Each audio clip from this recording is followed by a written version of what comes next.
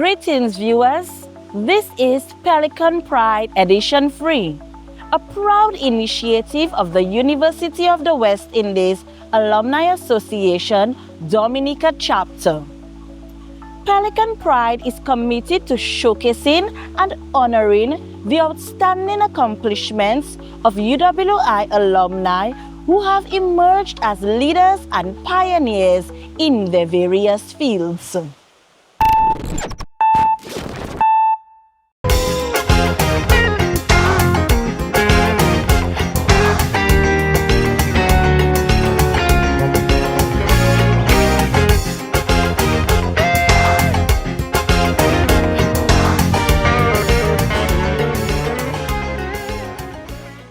Today, we find ourselves on the east coast of Dominica in the Kalinago Territory, home to our proud and resilient indigenous people. Our distinguished guest is the Honorable Cozier Frederick, a dedicated individual and a proud son of the Kalinago soil. Join me as he takes us on the journey from his roots in this culturally rich community to his academic pursuits at UWI Keville in the 2000s. Today we sit down with the Honorable Cozier Frederick at the Kalinago Barana Hotel, nestled in the culturally rich and historic community of Bataka. I'm Cozier Frederick. I was born in Sarabia in the Kalinago Territory. During my early school years, most people call me Steve. For some reason, that was a nickname. It was only when I went to the Dominica Grammar School I found out my name was actually Cozier Frederick. And so I spent my years at the Dominica Grammar School and then moved back into the community. My parents couldn't afford the college experience at that time, so I spent a year home. And after I got inducted into the teaching service at the age of 17. And so I taught at the then JSP section of the Salbe Primary School. Really liked the journey of educating people, sharing knowledge, and being a young adult, want to contribute to society and to the wider Kalinago community. And then I went to Teachers College 3 years after, very young, 21 years, and I sort of cemented my journey being a school teacher. And during that time, I also did a number of activities. I became a certified karate instructor. I taught music and art. I taught adult education. And so for at least 10 years of my life, I dedicated to teaching at the Salbe Primary School. And then I decided that I had to take on a different path. I found that in the conversation with children, with elders, with people who visit our space, there was an absence of our story, our perspective on who we are as a people. So I decided to apply to the University of the West Indies to study history or to read for a degree in history and political science. And I was fortunate enough to be offered the Sir Arthur Lewis Indigenous Peoples Scholarship. And hence began my UE experience in 2008. Cozier shares fond memories of his UWI experiences at the Keville campus. At UE, I had the most wonderful time of my life. I was already married. I had an 8-year-old daughter already. I sort of started my life, and I got into a space where I had to sit back as a student and to go through the rigors of learning, and in some cases unlearning some of the things I would have interacted with throughout my journey as a young professional. The UE experience was so good. I happened to a lot of young people and also experienced professors and visiting students as well. And during that time, I was able to look at the history of my people through a different lens, understanding that the history is not just about storytelling, but it's able to analyze the stories and to analyze the present-day situations. And also doing the political part of the degree, I realized that history is really indeed a past political science, and political science is present history. And that really inspired me to do a little more when I got out of the experience. So when I came out of the UE experience in 2011, I was encouraged to do an MPhil because at the time the teachers thought that maybe there's nothing they could teach me because the Kalinago story is different. There was no expansive work on Kalinago heritage and philosophy. So I took on a journey And got sidetracked in all of that journey in 2019 when I really went into active politics. But just before that, I went into the public service in 2014 and became the Kalinago Affairs Development Officer, and really working in government itself, understanding the trappings of how government operates, and trying to be that conduit between the local community, the Kalinago Territory or the Kalinago space, with what government was doing at the time. The EU experience really solidified my stance as someone who should go back into the community and give back. I think for the most part, people get trained and people get an experience and they see it as a way of getting out or moving out of this circumstance. In my case, the EU experience was so profound on me that I decided I had to contribute more to the community. And interactions with Sir Hilary Beckles, with all of the lecturers who were really speaking of the Caribbean as a civilization rather than just a space that people can visit. And so it empowered me to come back and do more. And I was at that time being able to bring the skills of political science and history into the narrative. And so the narrative shifted, and I became more involved in the community, being trained in understanding the trappings of Western development and how it affected my community.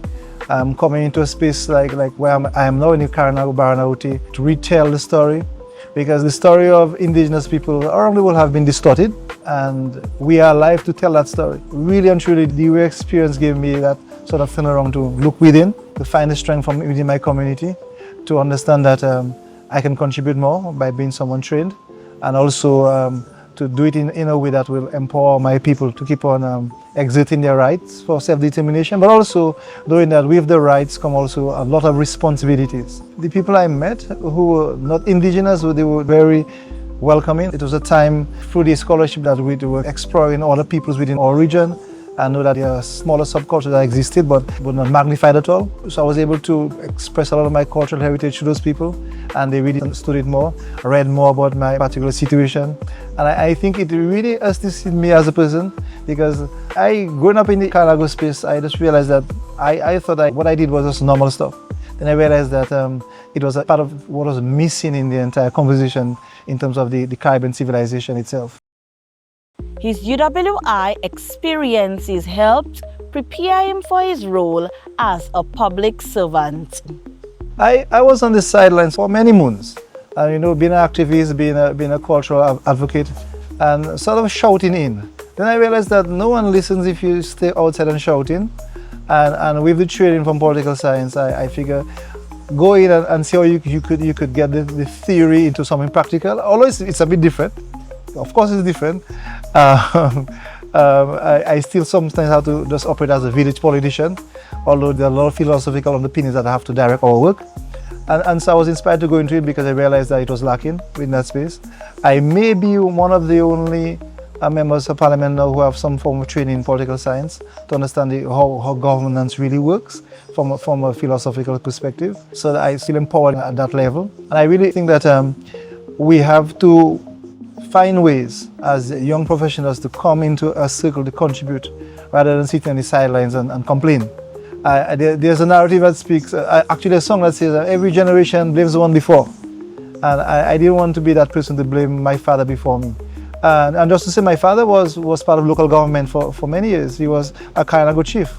My uncle before him, and 2 of my cousins before them. So I came out of the family of being in governance and understanding the trappings of how we treat with people in a society and how their rights can be magnified by pushing them forward. Because in the narrative of indigenous peoples around the world, it is always expressed that we don't have a voice. And I figure going in with my particular form of training and my experience, that I would bring some worth to the cabinet and to the parliament, and to share the stories of my people in the larger narrative, because I also represent the government of Dominica as the Minister of Environment. And if you look throughout history, you realize that indigenous peoples have been the major stewards of environment. And so if we want to find solutions to the climate change situation we're in, we can find that in indigenous communities. So I'm happy to just be part of that circle, to share that experience and to have that voice be magnified over time. The most fulfilling thing is knowing that with the scribble of a signature or pen on paper, you can change somebody's life. You can enact a policy that could provide comfort to an elderly person. You could be part of a program to empower youth. You could sign on to an agreement that will make gender equality become something important to our community. And so just being able to add that endorsement to an initiative for me is most fulfilling. I don't have a busy life as a parliamentarian because I enjoy this stuff, because I want to be in it. I mean, it's like you have to be in it to win it. Or like we say, if you can't take the roughness, do come in the jam. So I want to do it. So for me, it's the work I love doing, but I really get rewarded when I know I could affect change to one person's life. One person can now live in a better home. One student can now get the assistance to go and study, or an elderly person or a sick person can get the health care. And that for me is fulfilling, because it helps to create a more equitable society. And I think with the training that I've had, and with training that many of us have had over years, we can continue to make the lives of people around us much better. Family life is very important to Cozier, and as such, he spends quality time with those closest to him. So the family life for me is, I schedule it as part of my weekly activities. So on a Saturday, I do stuff around the yard. I like planting stuff. And also I take my son on an adventure to see part of the country. And I think that connects me with my family as well. They know I'm busy, but they understand that the work I do is important. So first of all, when I got into active politics, I had to get the blessings of the family. My wife, Gwyneth, she said, you could do this. I commit to support you in that journey. And also my extended family, my mom, my dad, my uncles, they were excited. They were also disappointed because they thought I would go into the tribal governance, Kalinago chief or something like that. But they understood I had to make a connection with the central government. My wife is very understanding. My son grew up in that thing. My daughter also understands that I have a community life. She sacrificed a lot when I went to school because she was only 8 at the time. So she grew up knowing that I was always at service to other people. So the balance is important. So I've been able to do that, and I'm so happy I could do it, because that what really empowers me to do more and to get up every day excited knowing that I could leave my home and go and do work for the community and come back and be in a space that is welcoming and understanding. I think being able to stand up for yourself is important, because even if you're part of a system or you're part of an organization, there's something that makes you unique. And I found that out at UWI. We have a unique opportunity. When you get the opportunity to go to university to be trained, whether it is in the Caribbean or overseas, you are coming back as an asset to your community. You have a skill set I think you should contribute. However, I'm aware that people will say, hey, you think you know better, you think you're better than us, oh, you only have a degree, it's a thing on a piece of paper, and they have years of experience, and what is it that you're going to bring to them? And sometimes they may make it difficult for you, and they may create barriers. But it's important to know that you have to look within yourself and to understand that you went out on a mission for a particular purpose. You have a particular skill set, and that skill set, the reason why you did it because you realized it was needed. Not just for you as a person, but you have to have it contribute to your country. And I dare say, even if we're in a small space in Waitikubuli, that your experience can really affect change in the entire globe. And I dare say, if you do it well enough, you may well contribute a lot to humanity. There are a lot of national priorities for our country. Our country is a nature island. I think we need to keep it that way. And I think if we can get the young people pursuing training in areas that can benefit us, environment stewardship, in environmental protection, in project development, in cultural tourism, those sort of areas are crucial. Management, project management, all those are important, because Waitikubuli is a new frontier for everything. And we run the risk that if we don't do it, people will continue to come and research in our space from all over the world, whereas we have people who can do it. And we should be able to build the capacity from within. And so we can fill all of those gaps that we are missing out in continuing to make Waitikubuli the most desirous place to be in the world. Viewers, this brings us to the end of our third inspiring feature on Pelican Pride. We extend our heartfelt thanks to the Honorable Cozier Frederick for sharing his impactful journey with us, one rooted in heritage, service, and empowerment. We implore you to stay connected and look out for more compelling episodes as we continue to highlight the outstanding alumni, shaped by the UWI. I am Kellyanne Stedman. Thank you for viewing. Until next time, walk with purpose, soar with Pelican pride.